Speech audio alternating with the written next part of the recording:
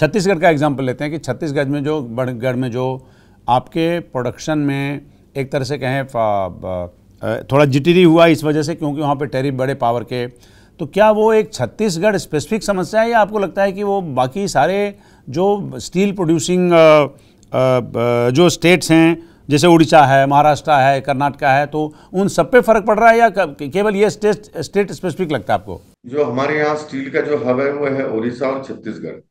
अगर अगर स्टील से रिलेटेड कोई भी कॉस्ट बढ़ती है तो उसका खामियाजा तो पूरे देश को महंगा स्टील मिलेगा। तो सबसे इम्पोर्टेंट है कि वहाँ का दो चीजें, एक तो आयरन और दूसरा रॉ मटेरियल और दूसरा है कि अपना इलेक्ट्रिसिटी फ्यूल, ये दोनों संतुलित कॉस्ट होनी चाहिए।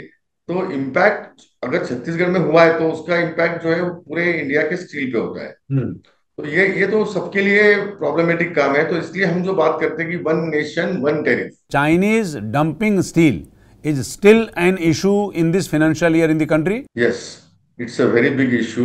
एंड बेसिकली क्या हो गया कि China is at the capacity of 800 million ton plus plus per annum, and its local consumption of the country has declined because they have done lot of development works।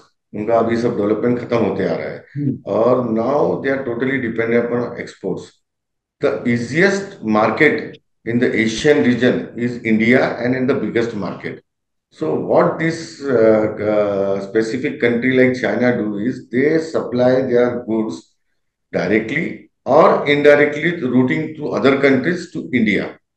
सरकार ने बड़ा कदम लिया पिछले हफ्ते उसका स्टील सेक्टर पे पहले तो स्टील सेक्टर पे बताएगा, और दूसरा आपके जैसे जो सेकेंडरी स्टील के बड़े बड़े प्रोड्यूसर्स हैं उससे इन रिफॉर्म्स का क्या फ़ायदा होगा, एक तो कंपनी के तौर पे, दूसरा मार्केट पे क्या असर पड़ेगा जिससे आपको फ़ायदा या नुकसान होगा? बाकी चीज़ों का कंजम्पशन बढ़ेगा, लोगों की सेविंग होंगी और उस सेविंग का कन्वर्जन जो है वो कंजम्पशन में बढ़ेगा।